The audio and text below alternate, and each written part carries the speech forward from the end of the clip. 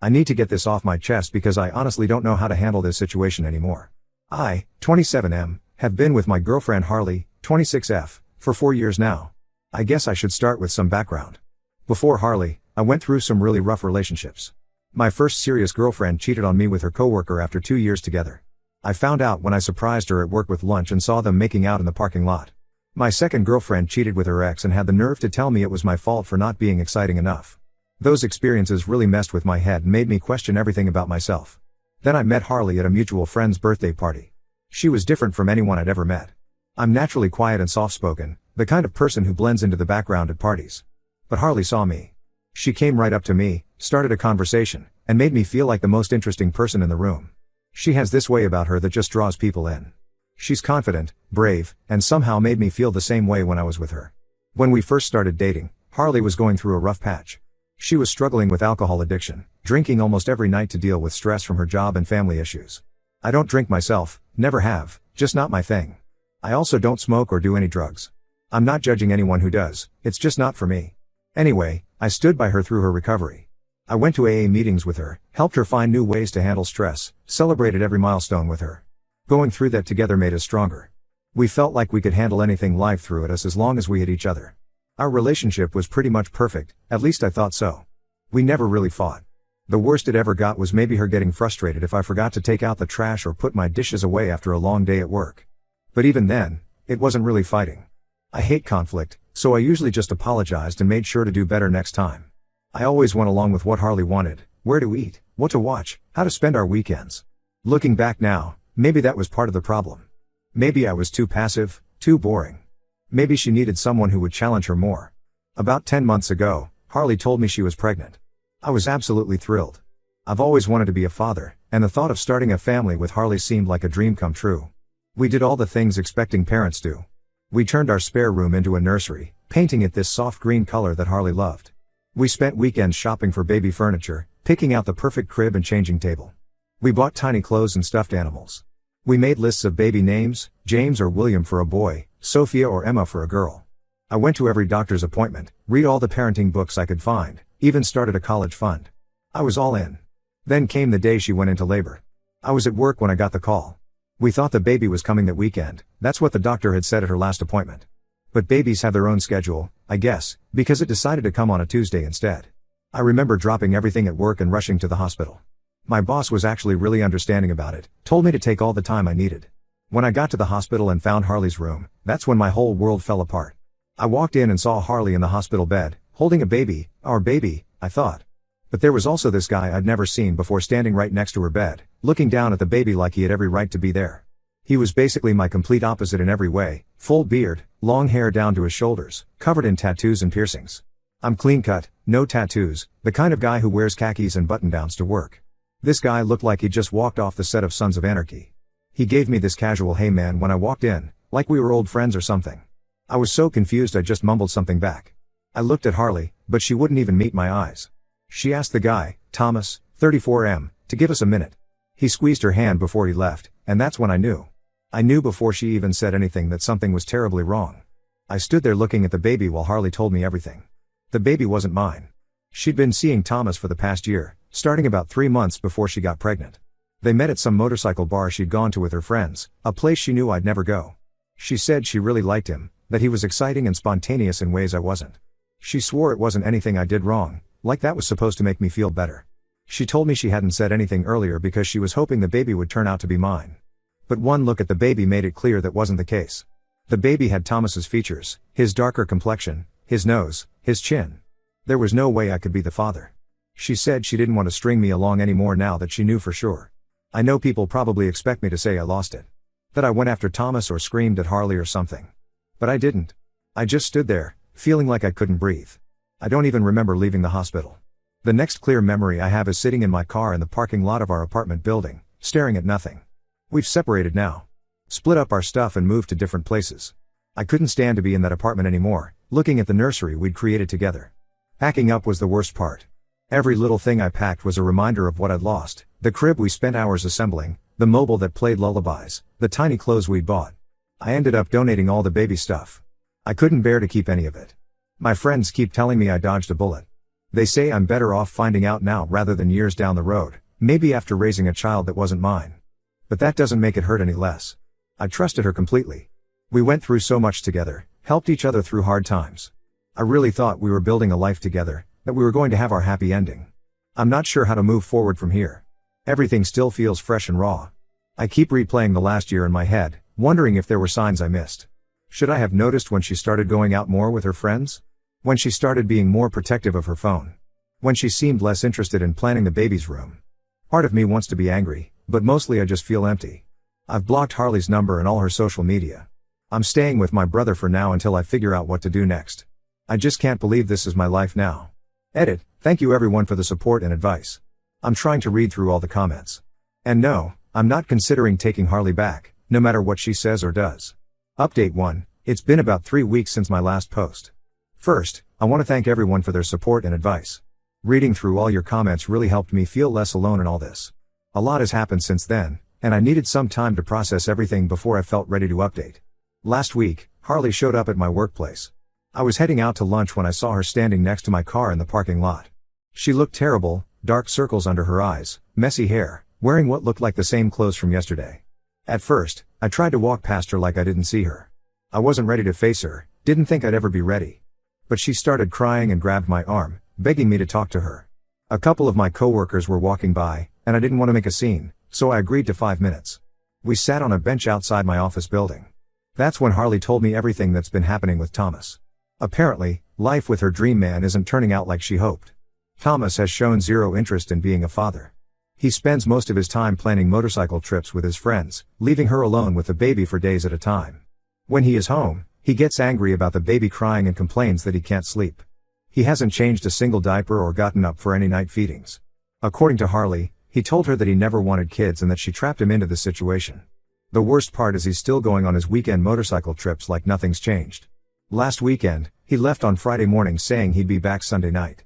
He didn't come back until Tuesday afternoon. Didn't call, didn't text, just showed up like nothing was wrong. When Harley tried to talk to him about it, he told her she was being clingy and that he needed his freedom. Then she dropped the real reason she came to see me. She wants me to consider being the baby's father. She went on this long speech about how she made the biggest mistake of her life, how she threw away something real for something that turned out to be fake. She talked about what a good father I would be, how stable and caring I am, completely opposite to Thomas. She even said we could pretend the baby was mine, that Thomas agreed to stay away if that's what I wanted. The whole time she was talking, I felt like I was going to be sick. All I could think about was that year of lies. A whole year where she could have been honest with me, but instead chose to lie every single day. She watched me set up that nursery, saw how excited I was about being a father, watched me read those parenting books and start a college fund, and said nothing. She let me believe I was going to be a father while knowing there was a good chance I wasn't. My brother, who I'm still staying with, thinks I should at least consider it. He says the baby is innocent in all this and deserves a good father figure. He pointed out that I was already prepared to be a father, had already fallen in love with the idea of raising this child. But he doesn't understand. Every time I look at that baby, all I would see is her betrayal. Every milestone, every birthday, every school event would be a reminder of how she chose Thomas over me. And what happens when the baby grows up and starts looking more like Thomas? What do we tell him then? Plus, there's the practical side of things. Even if Thomas says he'll stay away now, he's still legally the father. He could change his mind at any time and decide he wants to be involved. Then I'd have to watch this guy who Harley chose over me come in and out of the child's life. I'd have to see him and Harley at every major life event. I can't do that to myself. I told Harley I needed time to think about it, mostly just to get her to leave. She kept crying, saying she'd wait as long as I needed, that she knows now what really matters in life. But I already know my answer. I can't be that guy, the backup plan when things don't work out with the man she actually wanted. I'm not going to be her safety net just because her fantasy life with Thomas turned out to be a nightmare. My friends are split on this. Some think I should give it a chance, say that people make mistakes and deserve second chances. Others think I'm right to walk away, that taking her back would just show her that she can treat me however she wants and I'll still be there to pick up the pieces. The thing is, I don't think this is about second chances. This isn't about forgiveness. This is about respect and trust. Harley didn't respect me enough to be honest with me. She didn't trust me enough to tell me the truth when she first got involved with Thomas. Instead, she lied to my face every day for a year. She watched me build a future that she knew might be a lie, and she said nothing. I've been having trouble sleeping since she showed up at my work. Every time I close my eyes, I see her standing there with the baby, begging me to come back. Part of me, a very small part, wants to say yes. Not for her, but for the baby. But I know that would be a mistake. I'd be setting myself up for a lifetime of pain and resentment. I'm going to tell her no. I'm planning to send her an email making it clear that I don't want any contact from her.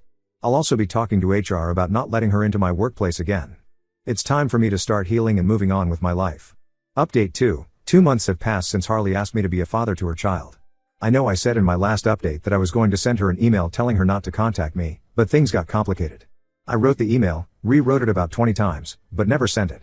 Part of me felt like I owed her a face-to-face conversation after 4 years together. That was probably my first mistake. The past 2 months have been a roller coaster. I've been getting messages from mutual friends almost daily, telling me how Harley's really struggling. According to them, Thomas has completely abandoned her and the baby. He moved in with some friend in California, saying he needed to find himself or some bullshit like that. He hasn't sent any money or even asked about the baby since he left. She's had to move back in with her parents because she can't manage on her own. Our mutual friend Sarah told me Harley had to quit her job because she couldn't afford childcare, and her parents work full-time. She's burning through her savings, and Thomas won't even answer her calls about child support. Sarah said Harley spends most days just sitting in her old childhood bedroom, holding the baby and crying. Yesterday, everything came to a head when I ran into Harley's mother at the grocery store. I was in the cereal aisle when I heard someone call my name. I turned around and there she was, looking like she'd aged 10 years since I last saw her. She started crying right there in the middle of the store, telling me how Harley cries herself to sleep every night. How she keeps saying she made the biggest mistake of her life choosing Thomas over me. Her mother went on about how Harley's not eating properly, how she's lost so much weight, how she just sits in her room staring at old pictures of us. She begged me to at least talk to Harley, said everyone makes mistakes and deserves a second chance. She even offered to watch the baby anytime we wanted to go out and try to rebuild our relationship. Then she said something that really got to me. She said Harley had finally admitted why she started seeing Thomas in the first place. Apparently, right before she met him, she'd found some engagement ring websites in my browser history. She panicked, thinking I was going to propose. She said she wasn't ready for marriage, that she felt trapped, and Thomas represented freedom. Her mother said Harley realizes now how stupid and immature that was. But here's the thing, I was looking at rings. I had been planning to propose on our anniversary. I'd even talked to her parents about it, asked for their blessing. They knew. They knew and they still let me believe the baby was mine. They watched me plan for a future that was built on lies. That's when something inside me just snapped. Standing there in that grocery store, looking at this woman who had participated in her daughter's lies, I finally found my anger. I told her exactly what I thought. This wasn't a mistake. A mistake is forgetting to pay a bill or saying something thoughtless in an argument. What Harley did was a series of conscious choices over an entire year. She chose to start seeing Thomas instead of talking to me about her fears. She chose to keep seeing him after finding out she was pregnant. She chose to let me believe I was going to be a father. She chose to let me build a nursery, buy baby clothes, and plan for a future she knew might not be real. And her parents chose to watch it all happen and say nothing. I told her mother I was sorry Harley was struggling, but these were the consequences of her own actions. She wanted Thomas, wanted the excitement and freedom he represented, and now she has to live with that decision. I'm not going to be anyone's backup plan or safety net just because their first choice didn't work out. Her mother started saying something about the baby being innocent and all this, but I cut her off. I told her that the baby deserves better than to be used as a tool to manipulate me into a relationship. I said that if Harley really cares about the baby's future, she needs to stop trying to force me into being its father and start focusing on being a better mother herself. I left her standing there in the cereal aisle. I abandoned my shopping cart and just walked out of the store. When I got home, I had a dozen missed calls from Harley and her parents. I blocked their numbers. All of them. I thought knowing why Harley cheated would help me move on, but it just made everything worse. To know that she threw away our future because she was afraid of commitment, that she let me plan a proposal that would never happen, it just adds another layer of betrayal to everything. Update 3. It's been 6 months since everything happened, and I felt I owed this community one final update. So much has changed since my last post, both good and bad. Harley's still trying to contact me through different people. Last month she even had her sister bring the baby to my apartment, thinking seeing him might change my mind. They stood outside my door for almost an hour, her sister calling out that the baby needed a father, that I was being cruel by not even looking at him. I didn't open the door. I just sat on my couch with my headphones on until they left. After that incident, I realized I needed to make some major changes. I've accepted a job offer in another city, about 3 hours away. It's actually a better position with higher pay, but honestly, I would have taken a pay cut just to get away from all this. I'm moving next week. Only my brother and 2 closest friends know where I'm going. The decision to move wasn't easy. This city has been my home for my entire life. My family is here, my friends are here, my whole support system. But everywhere I go, there are reminders of Harley. The coffee shop where we had our first date. The park where we used to walk on weekends. The hospital I drive past every day on my way to work. Even the grocery store is off limits now after that scene with her mother. My brother thinks I'm running away from my problems. Maybe he's right. But sometimes running away is the only way to move forward. I need a fresh start somewhere where I'm not known as the guy whose girlfriend had another man's baby. Where I don't have to worry about running into Harley or Thomas or their baby at the supermarket. To everyone saying I'm being cruel by not helping Harley, I disagree. She made her choice when she decided Thomas was worth throwing away our relationship. She chose him over me every single day for a year. The fact that it didn't work out doesn't make me responsible for picking up the pieces of her life. I've started seeing someone new. It's very casual right now, and she knows everything that happened. She's been incredibly understanding about why I need to take things slow. It's nice to remember that not every relationship has to end in betrayal. I'm going completely no contact now. I've changed my number and deleted all social media. My email address will be changed once I start the new job. I've told my family that anyone who gives Harley my new contact information will be cut off. It might seem harsh, but I need this clean break. To the people who followed my story and offered support, thank you. This community helped me stay strong when I was tempted to give in, when the guilt and manipulation almost worked. You helped me see that I deserve better than being someone's backup plan. This whole experience has changed me. I'm not the same quiet, conflict-avoiding person I was 6 months ago. I've learned to stand up for myself, to set boundaries, to say no without feeling guilty. It's a painful way to learn these lessons, but sometimes that's how life works. So this is it. The final chapter of this story. Time to start writing a new one. Thanks for everything, Reddit. This will be my last update.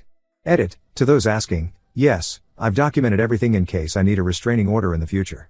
My lawyer has copies of all texts, emails, and recordings of the incidents at my apartment and workplace.